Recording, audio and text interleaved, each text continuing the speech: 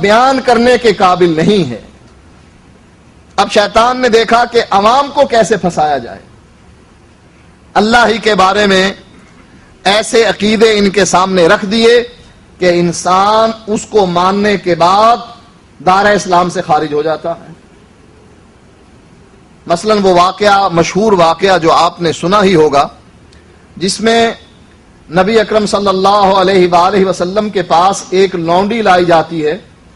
اور اللہ کے نبی اس لونڈی کا امتحان لیتے ہیں۔ اللہ کے نبی اس لونڈی سے دو سوال کرتے ہیں، این اللہ، اللہ کہاں ہے؟ فاشارت الی السماء، لونڈی آسمان کی طرف اشارہ کر کے کہتی ہے کہ اللہ آسمانوں میں ہے۔ آپ پوچھتے ہیں من انا، میں کون ہوں؟ جواب میں کہتی ہے انت رسول اللہ، آپ اللہ کے رسول ہیں۔ نبی اکرم صلی اللہ علیہ وآلہ وسلم فرماتے ہیں اس کو آزاد کر دو، یہ مومنہ ہے۔ ایسا عقیدہ ماننا عین اسلام ہے، اور اس عقیدے کے مقابلے میں وہ عقیدہ اختیار کرنا جو اس عقیدے سے ٹکراتا ہو، وہ انسان کو دائرہ اسلام سے خارج کر دیتا۔ اب بدقسمتی سے ہمارے بر صغیر میں، پاک و ہند میں، بنگلہ دیش میں علماء تو علماء، عام لوگوں کا یہ عقیدہ ہے کہ اللہ ہر جگہ موجود ہے، اور ہماری عدالتوں میں جب جج حلف لیتا ہے کسی گواہ سے تو اس کو یہ الفاظ ادا کرنے پڑتے ہیں کہ میں اللہ کو حاضر ناظر جان کر اس بات کی گواہی دے رہا ہوں۔ یعنی ہماری عدالتوں میں بھی اس عقیدے کو تسلیم کروایا جاتا ہے، اور یہ عقیدہ عام عوام کا ہے، عام علماء کا ہے، جو زیادہ پڑھے لکھے نہیں ہیں، صوفیت میں ڈوبے نہیں ہیں، ان کا بھی یہی عقیدہ ہے کہ اللہ تعالیٰ ہر جگہ پر موجود ہے۔ اور اس عقیدے کے بارے میں امام ابو حنیفہ رحمۃ اللہ علیہ بر صغیر میں چونکہ ان کی تقلید کرنے والے ہی لوگ موجود ہیں، ان کو امام اعظم کہا جاتا ہے کہ چار اماموں میں سب سے بڑے امام ابو حنیفہ رحمۃ اللہ علیہ ہیں، ان کے فضائل بیان کیے جاتے ہیں۔ ان سے پوچھئے کہ وہ اس عقیدے کے بارے میں کیا نظریہ رکھتے ہیں کہ جو آدمی یہ عقیدہ رکھے کہ اللہ عرش پر نہیں۔ کتاب کا نام ہے شرح عقیدہ طحاویہ، اس کو لکھنے والا بھی حنفی اور اس کی شرح کرنے والا بھی حنفی۔ مطیع بلخی امام ابو حنیفہ رحمۃ اللہ علیہ کے شاگرد ہیں۔ مطیع بلخی امام ابو حنیفہ رحمۃ اللہ علیہ سے پوچھتے ہیں کہ ایک آدمی یہ عقیدہ رکھتا ہے کہ اللہ تعالی عرش پر نہیں۔ امام صاحب جواب میں فرماتے ہیں فقط کفر، اس آدمی نے کفر کیا جو یہ کہتا ہے کہ اللہ تعالی عرش پر نہیں۔ مطیع بلخی کہتے ہیں کہ اگر وہ آدمی یہ مان لے کہ اللہ تعالی عرش پر ہے، لیکن یہ کہے مجھے علم نہیں کہ اللہ کا عرش کہاں ہے، آسمانوں کے اوپر ہے یا زمین کے نیچے ہے، مجھے اس کا علم نہیں، تو امام ابو حنیفہ رحمۃ اللہ علیہ فرماتے ہیں فہو کافر، وہ کافر ہے، دائرہ اسلام سے خارج ہے۔ لأنہ انکر ہذہ الآیہ، کیونکہ اس نے قرآن کی اس آیت کا انکار کیا ہے کہ الرحمن علی العرش استوی، کہ رحمان عرش پر مستوی۔ اب یہ ایسا عقیدہ ہے کہ اللہ کے نبی نے اس عقیدے کے اقرار کرنے والوں کو کہ اللہ عرش پر ہے، اس لونڈی کو یہ کہا کہ یہ مومنہ ہے، اور جس نے اس عقیدے کو نہ مانا، امام ابو حنیفہ فرماتے ہیں وہ کافر ہے، اس لیے کہ وہ قرآن کی اس آیت کا انکاری ہے۔ اب کیا کیا جائے اپنی بدقسمتی کا کہ ہمارے بر صغیر میں علماء دیوبند، ان کے ماننے والوں کی اکثریت ہے، وہاں وہ اپنے عقیدے پر ایک کتاب لکھتے ہیں جس کا نام المہند علی المفند عقائد علماء دیوبند لکھا جاتا ہے، اور اس کو تحریر میں لاتے ہیں خلیل احمد سہارنپوری دیوبندی،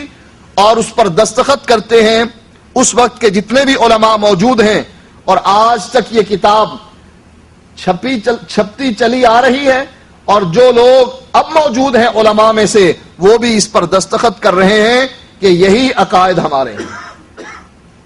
ان میں سے ایک عقیدہ یہ بھی ہے کہ سائل سوال کرتا ہے کہ آپ کا قرآن کی اس آیت کے بارے میں کیا خیال ہے جس میں اللہ فرماتا ہے الرحمن علی العرش استوی، کہ رحمان عرش پر مستوی ہے۔ جواب میں کہتے ہیں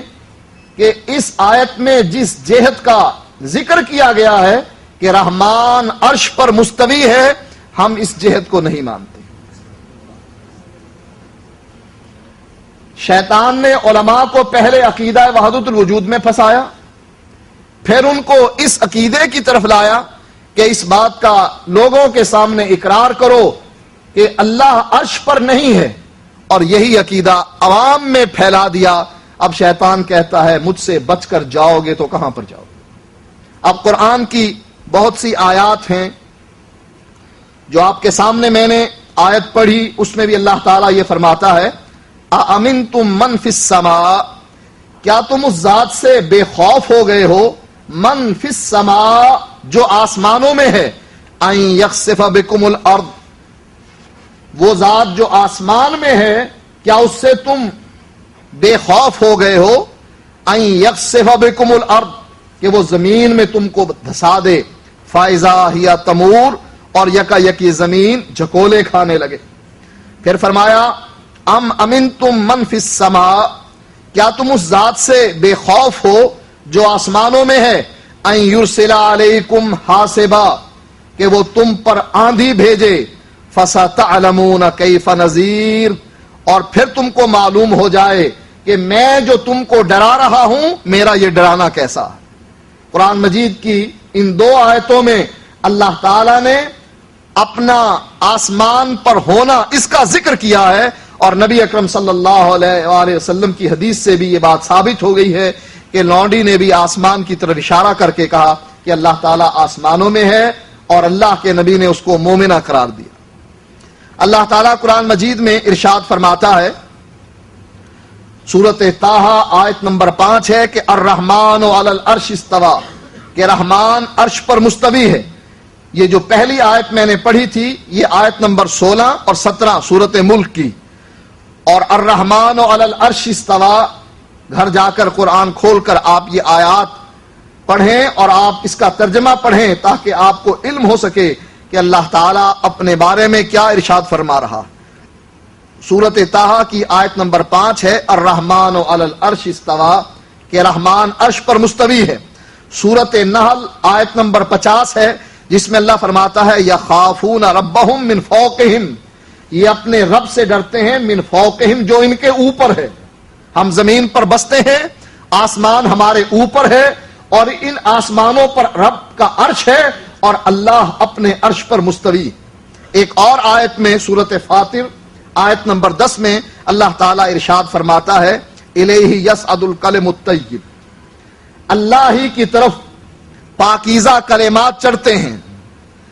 اگر اللہ ہر جگہ موجود ہے، دائیں بھی ہے، بائیں بھی ہے، آگے بھی ہے، پیچھے بھی ہے، نیچے بھی ہے، نعوذ باللہ اللہ تعالیٰ کی ذات اگر ہر جگہ موجود ہے تو یہ بات کہنے کی اللہ کو ضرورت کیوں پیش آئی کہ اللہ ہی کی طرف پاکیزہ کلمات چڑھتے ہیں؟ فرمایا اللہ تعالیٰ نے سورۃ المعارج آیت نمبر 4 میں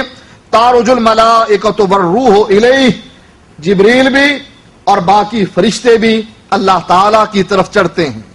اب لازمی بات ہے ہمیں اس بات کو تسلیم کرنا پڑے گا کہ اللہ کی ذات اس دنیا، اس زمین سے علیحدہ